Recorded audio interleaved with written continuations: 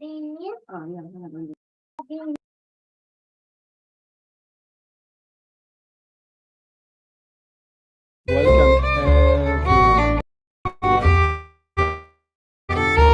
Twins Tours Academy Bootcamp. We're gonna start exactly in 10 minutes. We will be live on Facebook, we'll be live on YouTube. Welcome we'll be to live on Instagram. Israel. Invite You your are friends. just In 10 minutes, disembarking the start plane Twins Tours and Academy heading to Bootcamp. the passport control Share with and to collect your luggage. Welcome to the online tour. We're gonna take you virtually through all the land of Israel. Be sure to have your flight's boarding pass and your passport ready when you approach the passport control agent. It is hard to tell you how long you will be waiting, but it depends on how many people arrive at that passport control. And there is so many agents welcoming you to enter the land.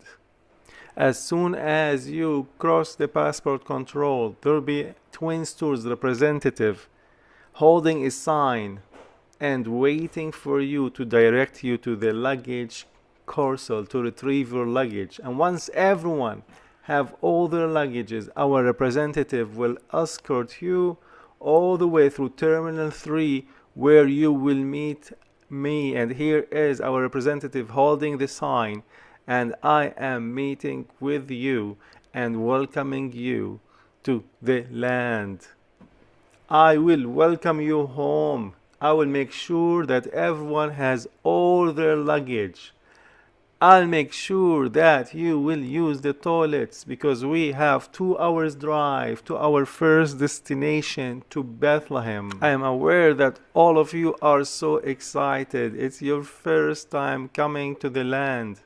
So I will make sure that all of you are very comfortable, and we're gonna start walking all the way to head to the bus. I'm talking to my representative. How is the group? Do they have all their luggage? Is there has been any issues? And she tells me everything is running smoothly, everything is okay, and this is a wonderful group. So what we're gonna do now, we're gonna continue through the airport terminal 3 and go all the way to the bus. And if you need to use the toilets, this is the time to use it.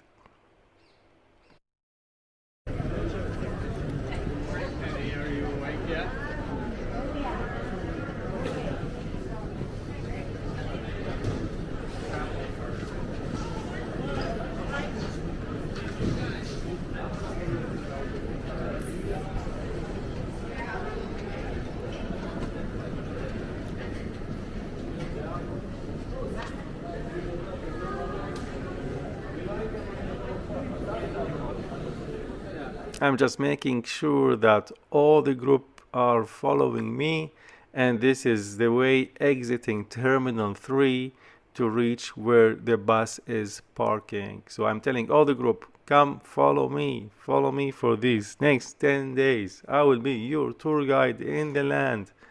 So I'm heading with the group outside Terminal 3 where all the buses are parked.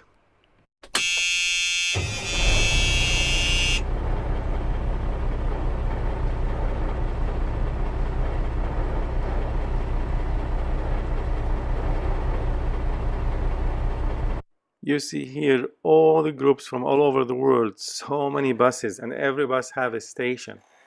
And we're gonna get to our bus. And you see I'm saying hi to the drivers and the tour guides there. Our bus is on station number 8 to the right side.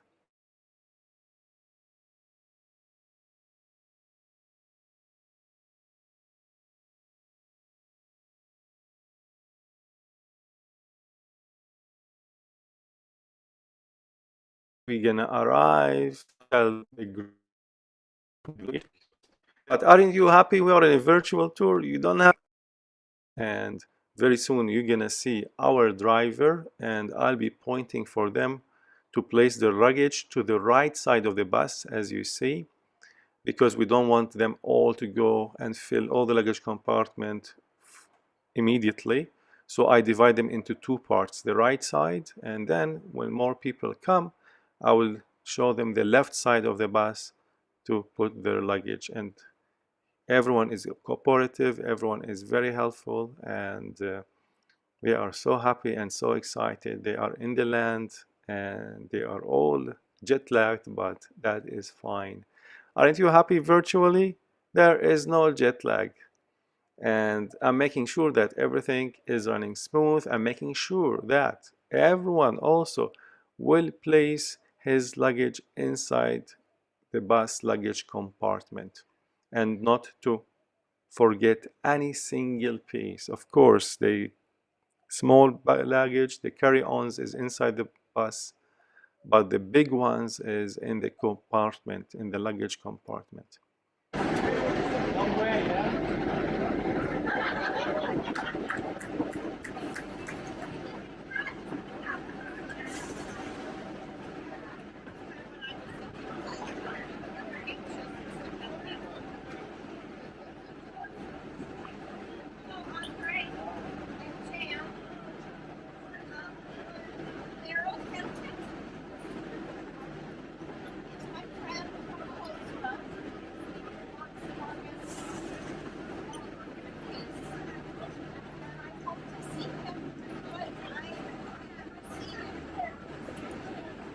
So this lady is telling me that she read my book one Friday in Jerusalem and she was so happy to meet with me, and she was like really excited about being in the land of the Bible. So I was so happy that I have people already read my book from advance. So that made me with a big smile. And then I left her and I went to speak with the leader.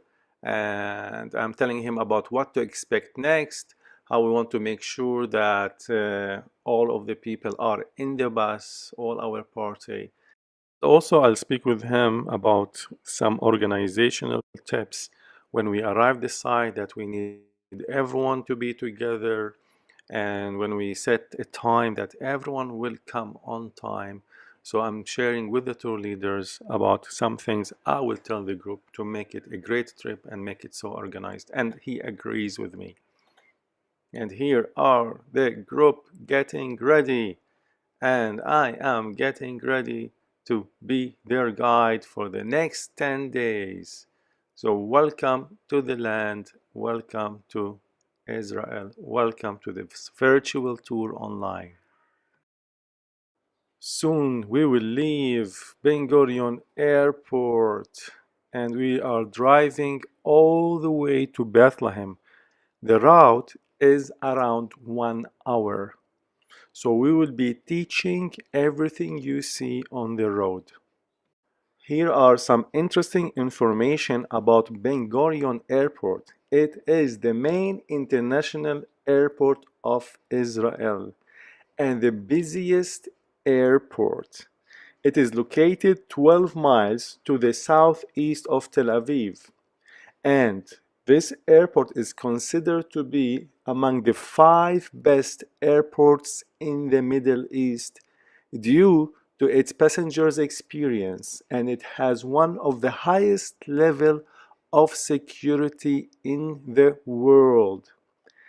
This airport was first built in 1936 during the British Mandate of Palestine, mainly for the military purposes. At the time, it was named Lod Airport.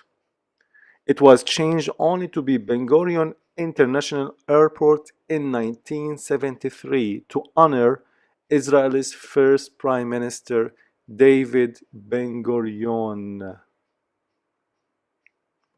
If you notice the green signs to the top left, it says the road to Jerusalem, and from there we're gonna continue to Bethlehem, and we're gonna check in Bethlehem for 2 nights.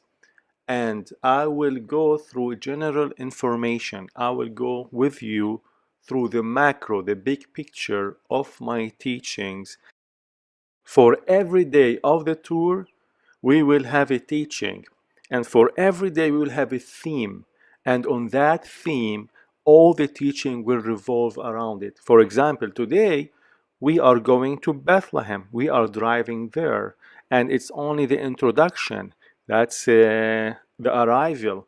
But tomorrow we'll start with day number 1. We're going to learn about the birth of Christ. So that will be our theme, and all the teachings will be focused about that subject, and we'll visit all the places day by day, and the theme will help us keep everything into perspective. So day 1 will have one theme, day 2 will have another theme, and we will also learn about the culture, the custom, and the context of the scripture of the first century. We will focus on the culture of Jesus in the first century. We will also learn about the customs of the Bible, and in order to understand the pages of the scripture, we will learn also about the context.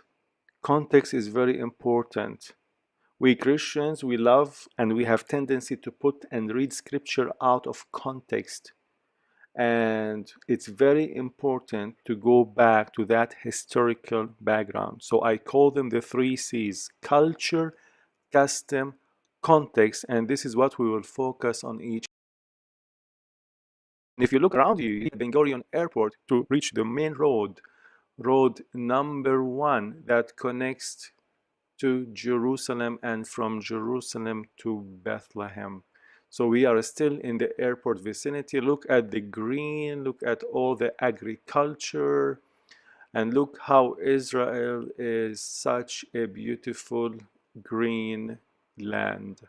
And we're going to see all kinds of trees, and we're going to speak a lot about agriculture too.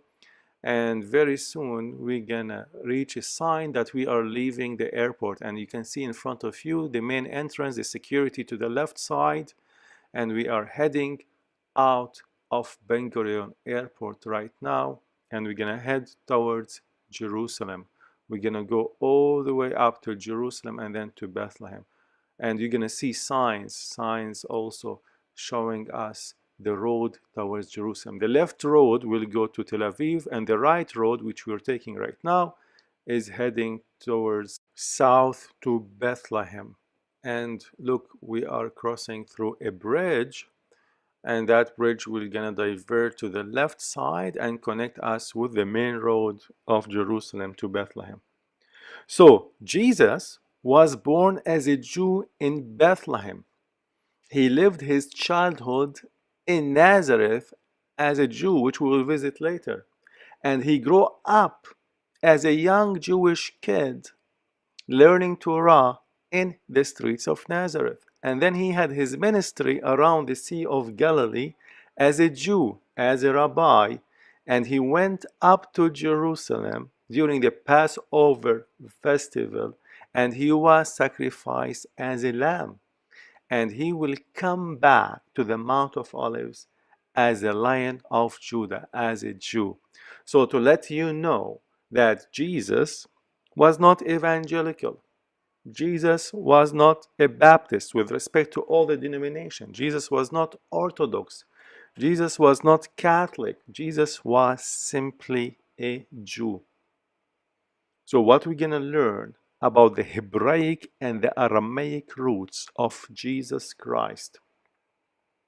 We want you to see Jesus in his true image in order to better understand him.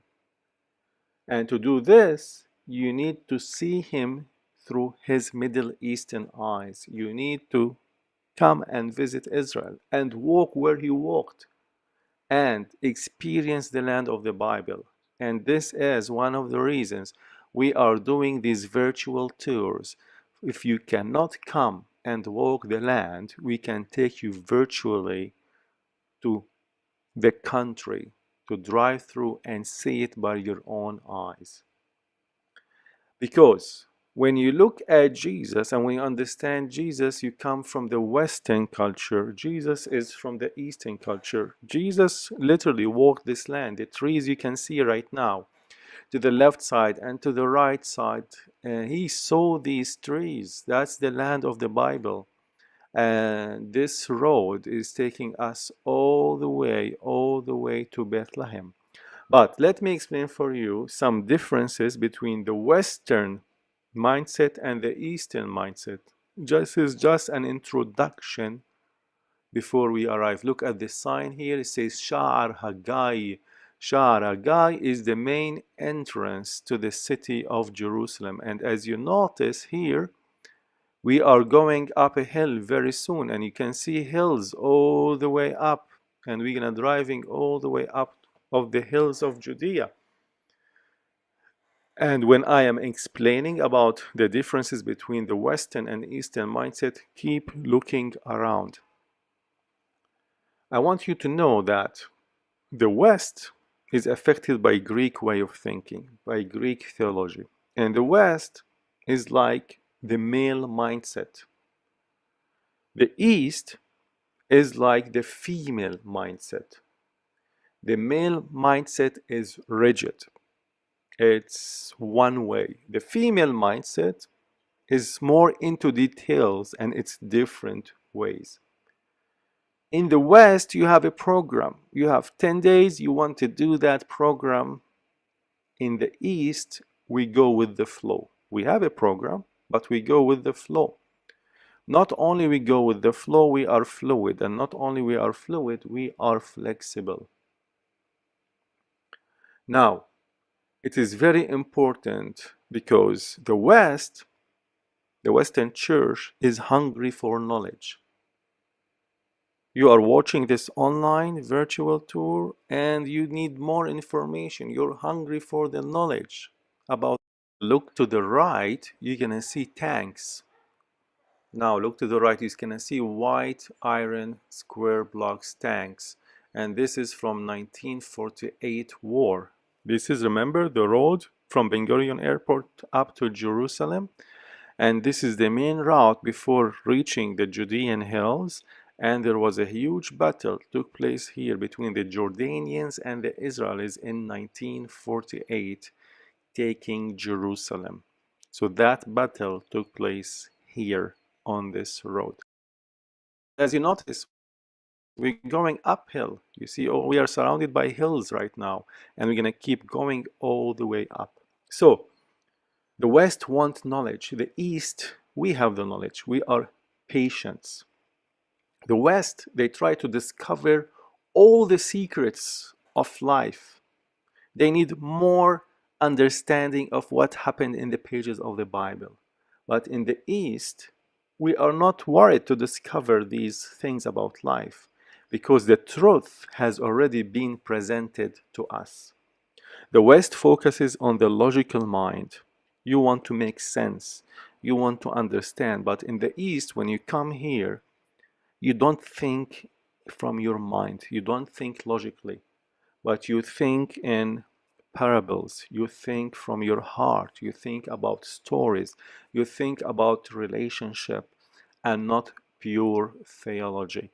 So during this virtual tour for 10 days, we're going to take you through a story of the Bible from Jesus' birth till his resurrection. He was born in Bethlehem and he resurrected in Jerusalem. And this is the road to Jerusalem. Now keep looking to the right. There will be a green screen plate square coming to the right side and written on it Jerusalem. So we are 20 kilometers before arriving in Jerusalem. This is the sign again where we are heading to Jerusalem. Of course, Jerusalem is famous with traffic, and welcome to the traffic of Jerusalem. I'm glad this is only a virtual tour and not a real tour. Now, the West is like the left brain. It's all logic. It's all about thinking. It's all about science. It's all about facts. The East is like the right brain. We rely not only in facts or logic, we rely on our emotions and our feelings, on our pride, on our honor, because we are Semitic people. We have even Semitic languages. We have Aramaic, we have Hebrew, we have Arabic. In the West, You have the Greek language, you have the Spanish language, you have the Latin language. It's like a Romance modern language. Now, in the East, we are so much relational. In the East, when you come in a tour, we build a relationship with you because it's not about the individual, it's about the community.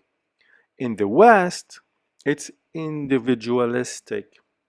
In the West, it's all about me, how I can be blessed. I want to be the focus of attention, me, me, me. No, that's not the fact. That's not the way you function when you come to Israel.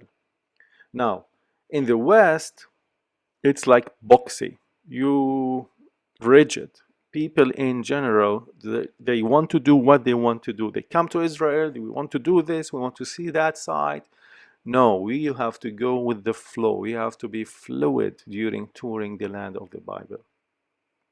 The West mindset is very formal, without many customs. But the Eastern mindset is informal, with so many customs that we will learn about. The West value the mind and the thought.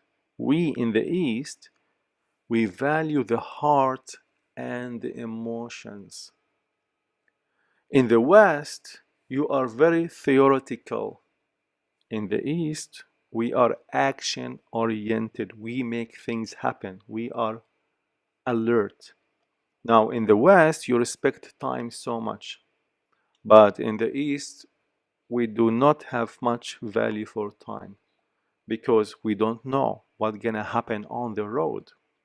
For example, we just passed a sign to the right says Abu Ghosh. In Hebrew, it's Kiryat Yarim. You see the sign now to the top, Kiryat Yarim.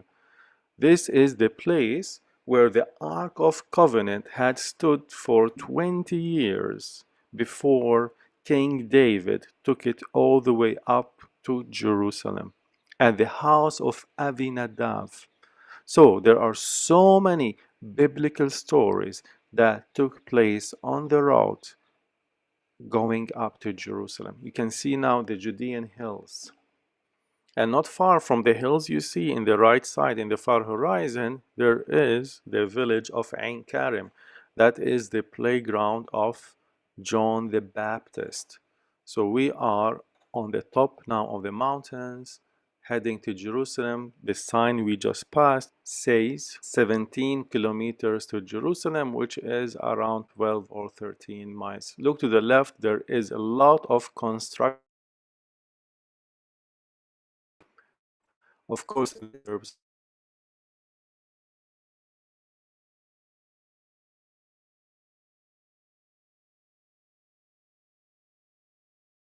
can't live in Jerusalem, but the real estate is very, very high. In ancient times, streets were often named after the places they led to. For example, we are driving through Jerusalem Road, Jerusalem Street, and this road led to Jerusalem. Or we have another name, Hebron Road, the road that led to Hebron, or Bethlehem Road, the road that led to Bethlehem. So it is like the roads are named after important cities. Now, to drive from the Ben Gurion Airport to Jerusalem to Bethlehem is around 40 miles. Look at the villages down, look at the white limestone and all the construction. And there are all villages around you where we are driving. There are some Muslim villages, there are some Jewish also villages, like on the top there is a Jewish town also, and more to the left another Muslim village. But notice on the way a lot of agriculture as we drive, and this is the Judean hill country. And keep looking on the signs, and you can see that the signs showing us the road up to Jerusalem. Israel has been working a lot on the road system. So this is a new road that they opened a tunnel inside a mountain, and very soon we're gonna enter that tunnel. The old road, as I remember, it was only one lane going all the way up with so much traffic. Today, look how many lanes. There are more than 5 lanes. You see the sign, road number 1, up to Jerusalem. And very soon we're gonna enter a new tunnel in the mid of the mountain. So we're gonna enter to the heart of the mountain, cross that tunnel, continuing all the way up to Jerusalem. This tunnel is recently opened only in year 2018 and forward. And this is like helps so much towards the traffic. And Israel is continuously working on routes, working in new roads, cutting mountains just to make it easier for the people who lives in the city. Jerusalem is a very, very busy town and always used to have traffic. And now we have a better road system. Even new tunnels are opening, even recently, like a year ago, just another tunnel was opened to divert the road from the center city to the northern part of the city. I know it's a short tunnel, but it helps so much from the other old route. And look in the front of you, all agriculture. And as you notice, we're still going up to Jerusalem. Let me explain for you the meaning of the word Jerusalem. And I'm gonna go back to the Aramaic in order to understand the real depth of the word. In Aramaic, it says and means Or Shlem. Let me repeat it in Aramaic. Or Shlem. Shlem literally means perfect. The city of completion. From Shalem, also the same in Hebrew. It's the city where you feel complete. It's not that there is something missing in your life or nothing is broken in your life, but when you come to Jerusalem, you feel alive. You feel justice, you feel yourself, and you feel that you are connected with the city. Because it is always being a blessing throughout generations for people to come out up to Jerusalem. It's the whole concept of shalem in Aramaic, the complete peace that is inside your heart, not the surrounding you, not outwards like in the West, not showing off, but it's inwards. It's the peace that is inside you, that you are feeling content because you're going up to Jerusalem. And you remember during the 3 Jewish festivals where the Jews went to pilgrims 3 times a year up to Jerusalem during the feast of Passover, during the feast of Tabernacles, and during the feast of Pentecost, going up the Psalms of Ascent. And as you see, we are ascending up to Jerusalem. We're still going up and up and up. We are leaving from the Ben Gurion airport and we are heading to almost above 800 meters above sea level. So you always go up to the holy city. Whether you approach the city from the north or the south or the east or the west, you go all the way up. And we are approaching the entrance of the city. And in the Bible, we have so many names. I'm gonna give you a few of them. One of the names is Jebus, mentioned in Judges 19:10, the city of the Jebusites, with the high priest Melchizedek. We have also other names like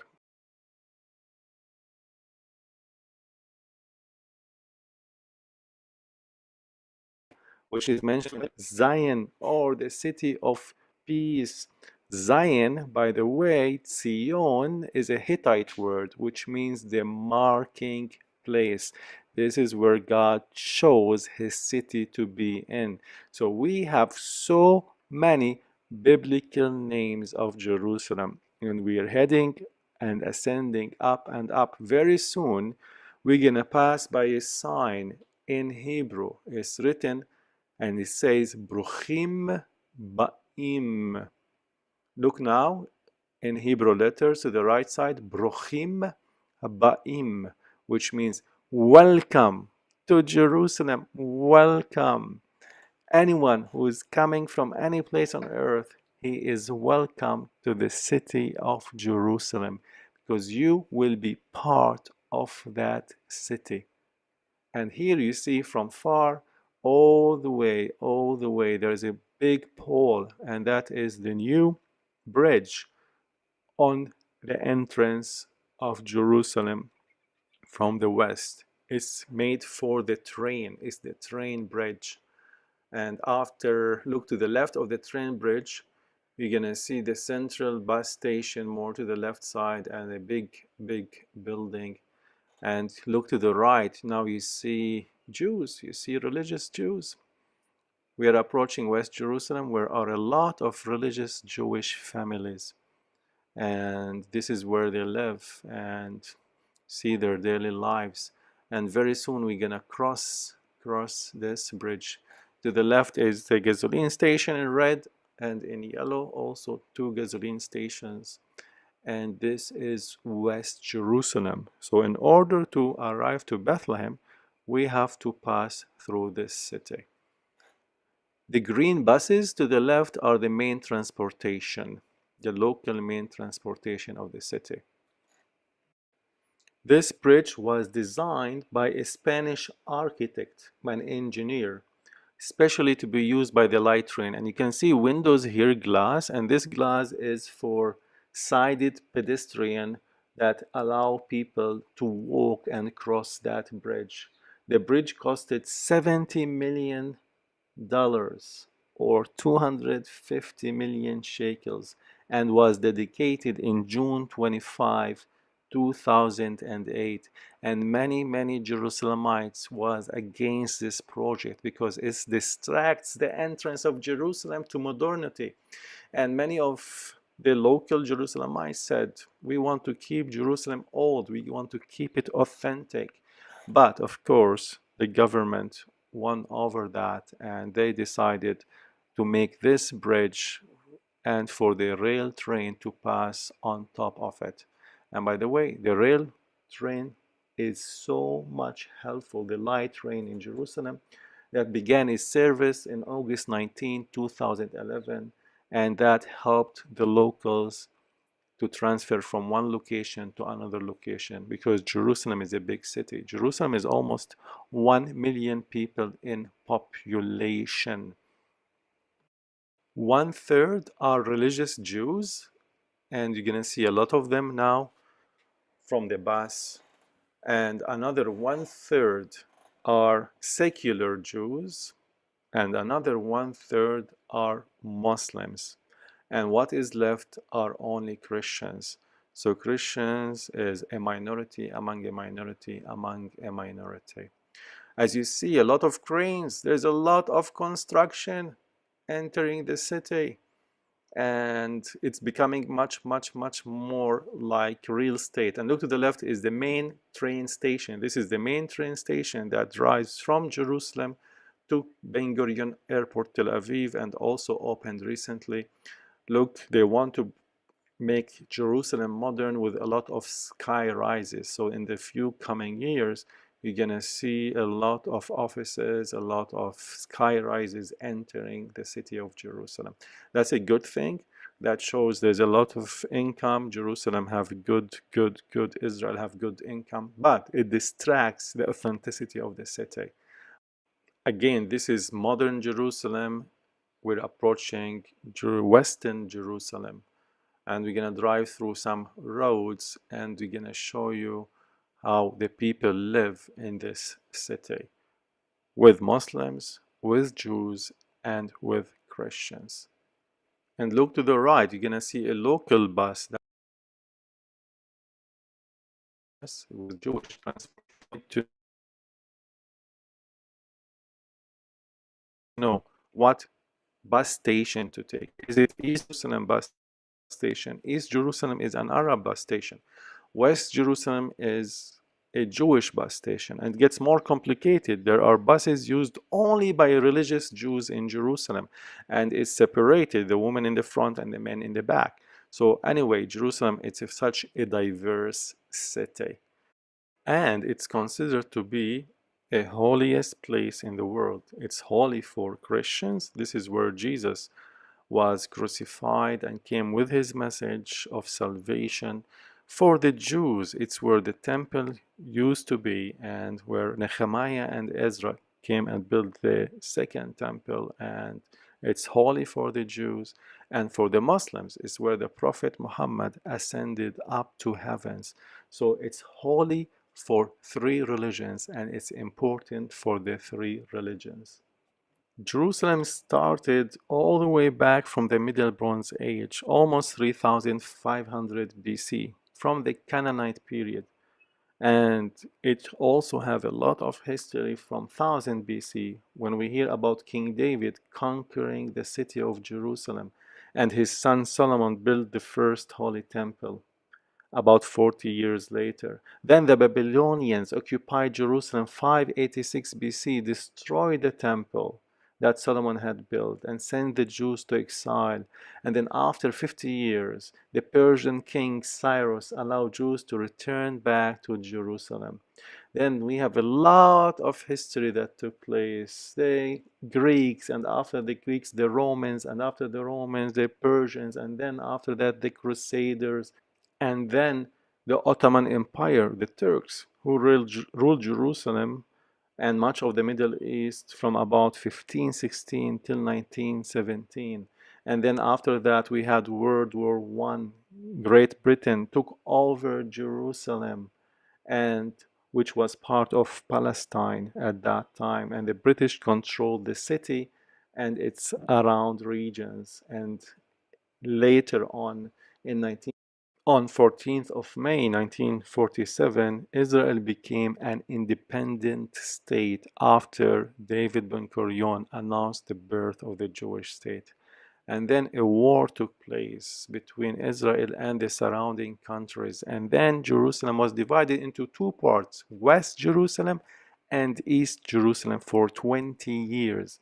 And then after that, in 1967, was the Six-Day War, where Israel seized and took all of the city. And what we see right now is West Jerusalem. You're gonna see and look at the locals. This is where they go and shop, in a place called Mahne Yehuda. Mahne Yehuda is the market of Yehuda. And this is a street called Ben Yehuda. And there is a big farmer market. And this is what you see, people going and their daily lives. And also it's a living area. This area is called also Nahlaot, where people live. And that's the modern western part of the city, where people live above the shops and above their markets. This is apartment buildings, and of course they are very small and tiny. You see the balconies, you see the Israeli flag, and you see how many people have bags on their hands. They walk here. Mostly they don't drive through, or they don't have big like supermarkets, but everything here is walking. Jerusalem is a place of walking, because you see there's so much traffic here. And look at the restaurants to the right, a lot of people sitting down and enjoying their lunches. Or it's very relational, it's very peaceful, and it's like the fun part of the city, this area. The food is amazing here. You're gonna also be tonight in Bethlehem. You're gonna have a lot of Middle Eastern food. The Middle Eastern diet is known for the best and healthiest food you can have in the world. And look, young generations all hanging out and sitting down for hummus. This is a hummus place. You can eat really fresh hummus, chickpeas. So we are entering through the busiest part of the city, of the markets. I just made it in purpose because I want you to see the daily life of the people. So this is the Jewish section West Jerusalem. Try the burgers. They are not kosher, no cheese on them. When you are visiting the land, try the local food and the local culture, and don't try burgers. They look like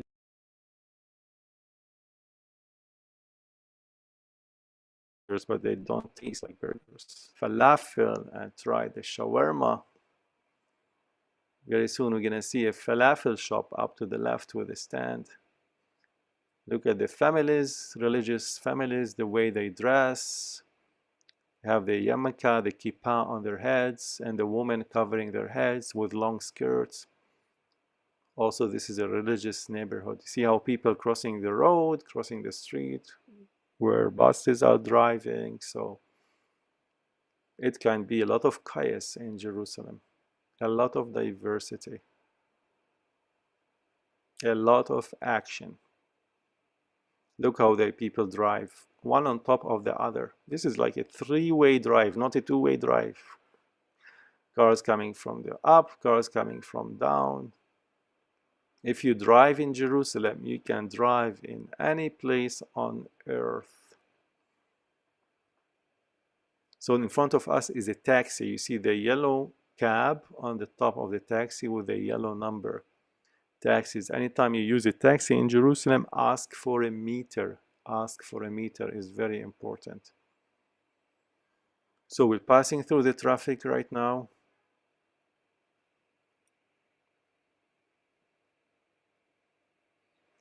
And I want you to look to the left very soon. You're gonna see the farmer market.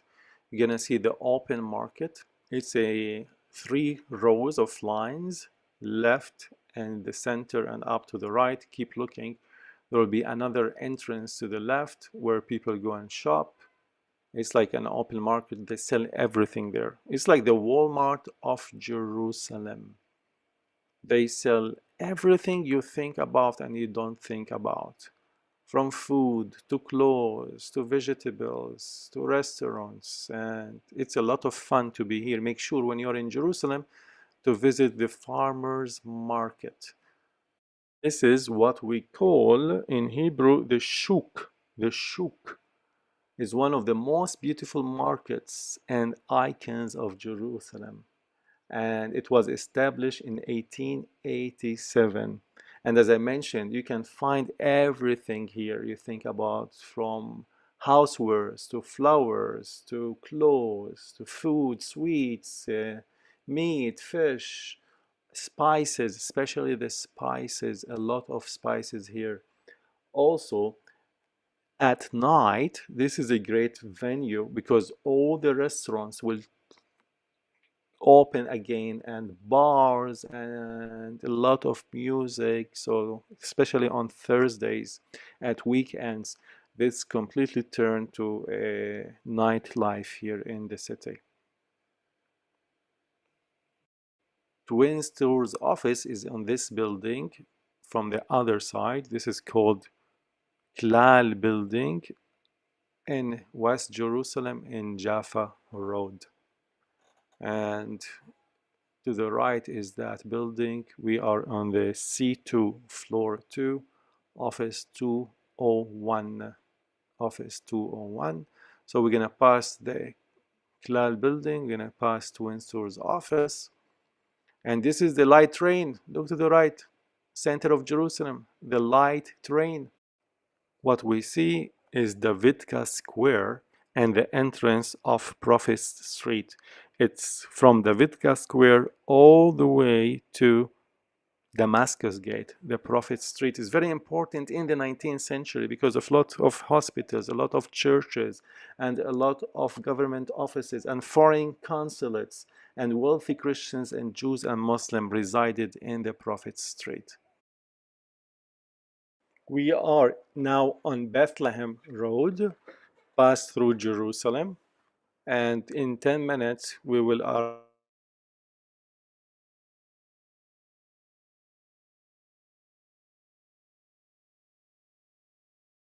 to Eat means a house, Lahmo means a bread. Look at the sign, Bethlehem. Beit Lahmo. The house of bread, not the wall to the right side. And notice in the far horizon the bunch of trees, and it's a village. You're gonna see that there are less building, less construction, and we're gonna go back in history to Beit Lahmo, the house of bread. You know, bread in the first century culture was important. Number one, people in West Bank in Bethlehem till today, for breakfast, for lunch, for dinner, they should have bread. Bread is a necessity. It's a utensil. When you eat bread in these villages, you take the piece of bread, you break it and make it into a small piece like a spoon, and you dip with the food. It's like a utensil. In the first century, they didn't have forks or knives. They used it as a fork and knife. It's an important thing to do. In the morning, eat bread. In the afternoon, in the evening, each meal, they do their daily bread. So when Jesus is born in the house of bread, he became the bread of life. He became such a utensil. He became such an important person for families in the morning, in the afternoon, in the evening, all the time. So when you understand the meaning of the words in Aramaic or in Hebrew, you will understand why Jesus was born in Bethlehem. Look at the sign you see in the middle, Bethlehem. We're gonna enter through a checkpoint to an area called West Bank, which is under the Palestinian National Authority control.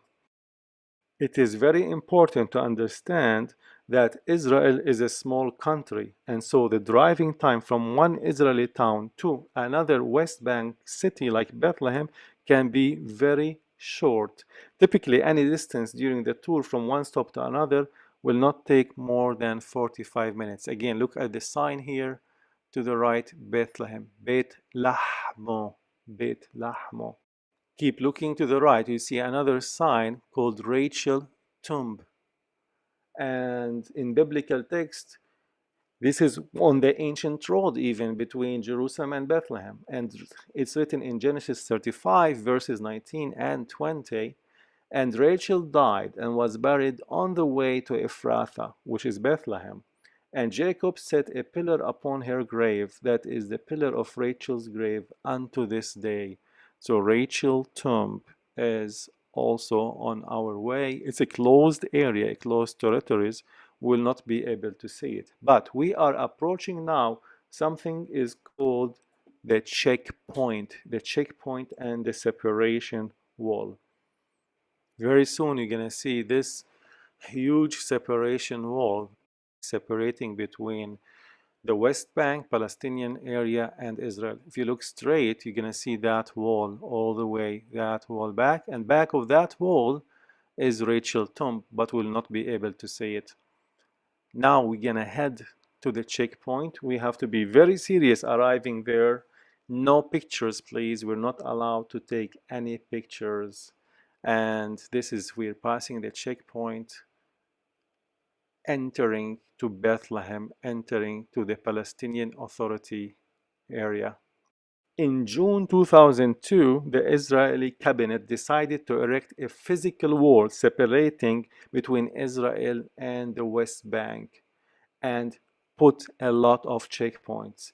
So what we see right now, literally we're passing from one territory to another territory, from the area of Israel to the area of Bethlehem. It is a concrete wall that can be all the way up to 8 meters high. The length of the wall is 490 miles. This wall severely restricted the movements of the Palestinians. Thousands have difficulty reaching to Jerusalem, and actually they're not allowed to leave the West Bank or Bethlehem. Even Christians who are living there is not allowed to do it. I call this collective punishment. Imagine you live just 7 miles from Jerusalem and you're not allowed to visit the city. So it is very tough for the Christians living there. They're a minority, and Unfortunately, they paying the price from both sides. But again, the more, like, it's like a diamond. The more you clean it, the better it shines, right? So I say it this way. So the more we get polished, all right, the more you see more dimensions from us.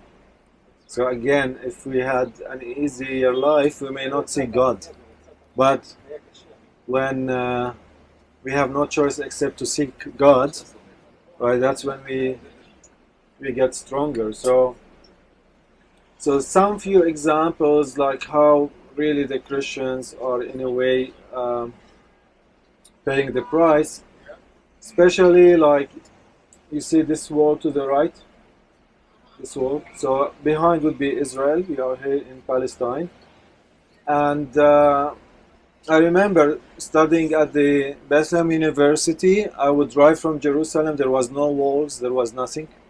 Right? This was here built after the second Intifada in the year 2000 till 2002.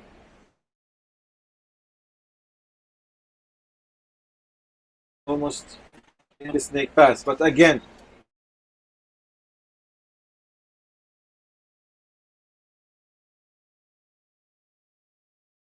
if somebody comes to my house, I have a wall to defend my house, right?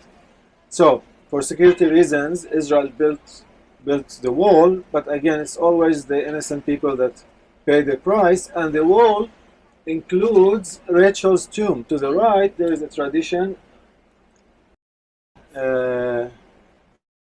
much more clear as we drive, and to the right is believed to be the tomb of Rachel. You know, on the way to Bethlehem, Rachel died while giving birth to Benjamin, so it's a holy place for the Jews. So they included it to be in Israel. Now, what would happen, not now, but during the Intifada, not now, all right? That was during the Intifada, means the uprising, all right? Sadly, just the house opposite to me is a Christian family. I know that family personally. This house is a Christian family with the gray doors. But sadly, the Muslims would come and throw stones on the Jews, on the tomb, and run away. And who's caught in the middle? The Christians. They cannot stop the Muslims from throwing stones on the Jews, else they will blame them. You are traitors, you are Zionists, you are everything. And also the Jews gonna shoot back where the stones come from. So they cannot tell the Jews we are innocent, we are not doing anything. So they had to suffer. They cannot leave their home as well.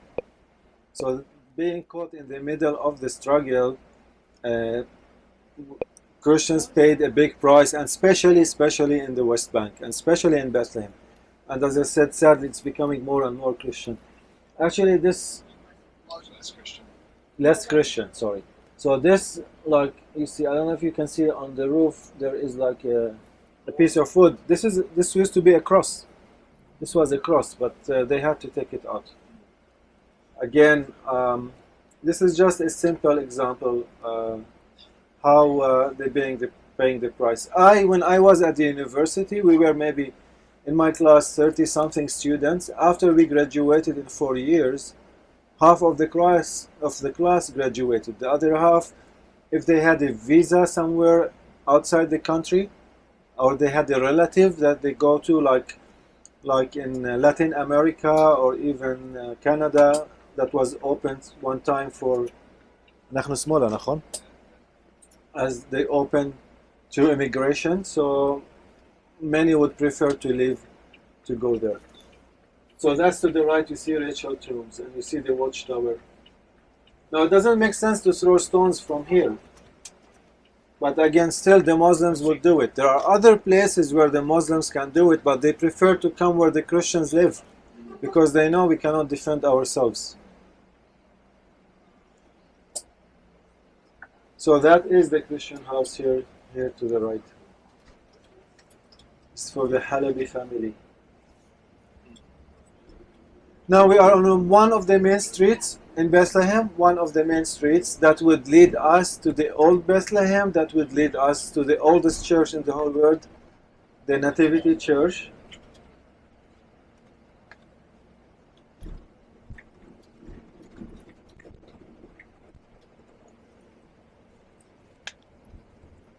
It's one of the most beautiful streets in Bethlehem. But again, this area comes alive in Christmas only. But unfortunately, we don't celebrate Christmas here anymore. No, I prefer not to come with my family here, because a lot of Muslims come from villages all around,